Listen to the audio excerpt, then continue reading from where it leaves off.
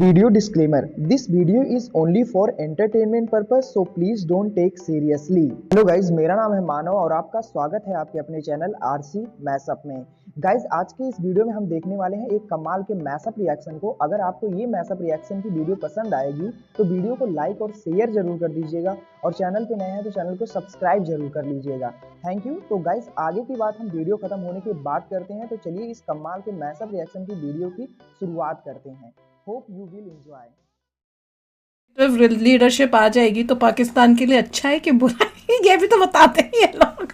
नहीं, उन लोगों की कंजर्वेटिव अगर आते हैं तो उनका conservative is equal to religion, तो और रिलीजन करेंगे तो उनके लिए अच्छी बात है, और रिलीजन करो और नीचे नहीं, मैं तो कह रही हूँ दुनिया में जो आ रहे हैं वो पाकिस्तान के लिए किस तरह से होंगे वो सोचने की बात है और उनको वो सोचना चाहिए।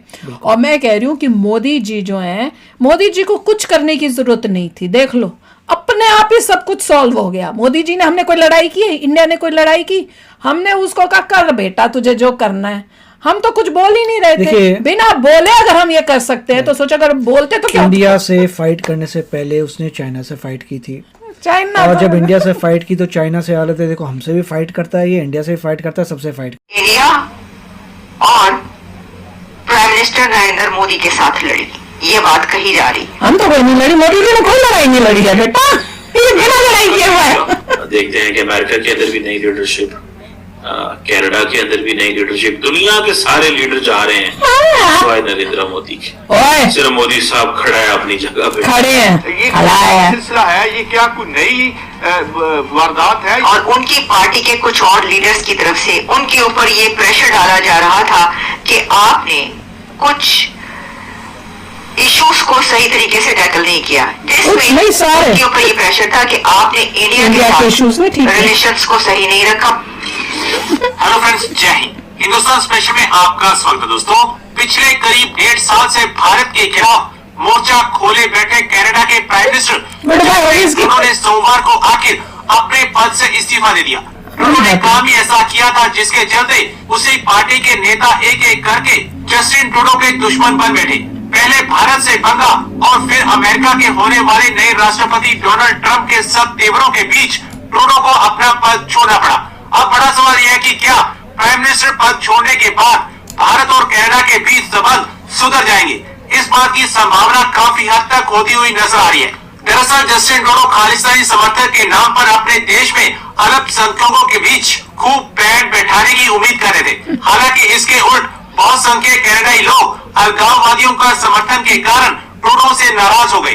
कनाडा के लोकल बाशिंदे नहीं चाहते कि उनके संबंध भारत से खराब हो या फिर उनके देश में कट्टरपंथी विचारधारा से जुड़े लोगों को समर्थन मिले। जस्टिन ट्रूडो का डाउनफॉल स्टेज सेट किया है उनकी उस लड़ाई ने जो उन्होंने इंडिया और प्राइम मिनिस्टर नरेंद्र मोदी के साथ लड़ी, ये बात कही जा रही है।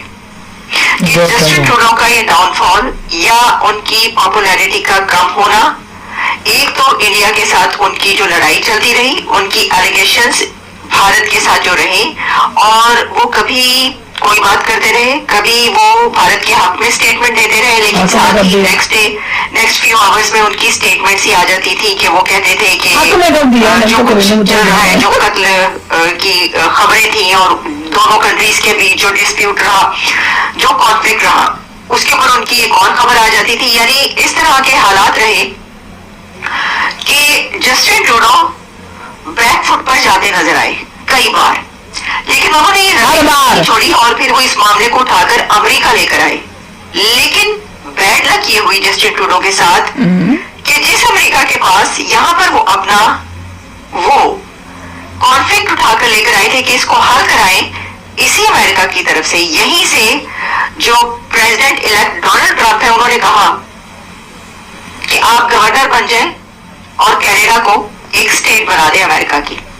तो इस वजह से उनके ऊपर डबल प्रेशर आ गया, क्योंकि जस्टिन ट्रूडो के डिप्टी प्राइम मिनिस्टर और उनकी पार्टी के कुछ और लीडर्स की तरफ से उनके ऊपर ये प्रेशर डाला जा रहा था कि आपने कुछ इश्यूज को सही तरीके से टैकल नहीं किया, जिसमें उनके ऊपर ये प्रेशर था कि आपने इंडिया के साथ रिलेशंस को सही नहीं रखा और इंडिया के साथ जो इश्यू आपने क्रिएट किया या जो इश्यू क्रिएट हुआ उसको आप सही तरीके से अच्छी तरह नहीं हेल्प कर पाए, उसको आप उस कॉन्फ्लिक्ट को रिजॉल्व भी नहीं कर पाए, उसका कोई रिजल्ट भी अपने कंट्री के हक में नहीं निकाल पाए और आपने बिला वजह की बदनामी भी मोल ली और बिला वजह के आपने एक झगड़ा भी पाल लिया इंडिया के साथ। तो क्या एक इतनी बड़ी इकोनॉमी, दुनिया की सबसे बड़ी जमहूरियत, डेमोक्रेसी और दुनिया के एक सबसे बड़े लीडर नरेंद्र मोदी के साथ ये जो उन्होंने एक झगड़ा खड़ा किया, इस वजह से उनका ये डाउनफॉल है। देखिए इसके अंदर बातें ये की जा रही है जो मैं आपको बता रही हूँ, जब भी कुछ ऐसा नजर आता है तो उसमें बहुत सारी चीजें होती हैं। और अभी का ये जो है एक और बात कही गई है उनके डेप्टी प्राइम मिनिस्टर की तरफ से और उनके उन लीडर्स की तरफ से, ट्रूडो के जो उनके पार्टी लीडर्स हैं उनकी तरफ से ये भी कहा गया है कि आपने अमेरिका के साथ जो टैरिफ का मामला था वो भी सही तरीके से हल नहीं किया। वो बेचारा क्या उनके पार्टी लीडर्स का और उनकी पब्लिक का ये कहना है कि अमेरिका के साथ भी एक और नया कॉन्फ्लिक्ट उस वक्त सामने आ गया कि जब ट्रम्प की तरफ से सपोर्ट करने के बजाय या ये कहने के बजाय कि ठीक है हम टैरिफ का मामला जो है देखते हैं, हम टैरिफ नहीं लगाएंगे या कुछ भी जरा कुछ साथ देने, सपोर्ट के बजाय उन्होंने कहा कि आप अपना कंट्री जो है वो एक हमारे उसमें जम कर दें। जस्टिन ट्रूडो ने रिजाइन कर दिया है और ये एक अच्छी खबर है भारत के लिए। आ गया कैसे अच्छी खबर है इस पे भी कमेंट करते हैं। लेकिन मैं देख रहा था कि जस्टिन ट्रूडो जो है वो एक लंबा अरसा प्राइम मिनिस्टर रहे और कहा जा रहा है कि he is living mixed legacy and a divided country. और ये समझ लें कि उन्होंने जिसे कहते हैं ना कि 2015 में विक्ट्री स्पीच दी, उस वक्त अपनी लिबरल पार्टी जो है, लिबरल्स पार्टियों का वैसे ही बुरे हालात हो रहे हैं पूरी दुनिया के अंदर। मैं आपको बात बताऊं, कंजर्वेटिव आ रहे हैं पूरी दुनिया में, कंजर्वेटिव आ रहे हैं। तो लीडरशिप आ जाएगी तो पाकिस्तान के लिए अच्छा है कि बुरा है, ये भी तो बताते हैं ये लोग। नहीं, उन लोगों की कंजर्वेटिव अगर आते हैं तो उनका conservative is equal to religion, तो और रिलीजन करेंगे तो उनके लिए अच्छी बात है, और रिलीजन करो और नीचे नहीं, मैं तो कह रही हूँ दुनिया में जो आ रहे हैं वो पाकिस्तान के लिए किस तरह से होंगे वो सोचने की बात है और उनको वो सोचना चाहिए। और मैं कह रही हूँ कि मोदी जी जो हैं, मोदी जी को कुछ करने की जरूरत नहीं थी। देख लो अपने आप ही सब कुछ सॉल्व हो गया। मोदी जी ने, हमने कोई लड़ाई की है? इंडिया ने कोई लड़ाई की?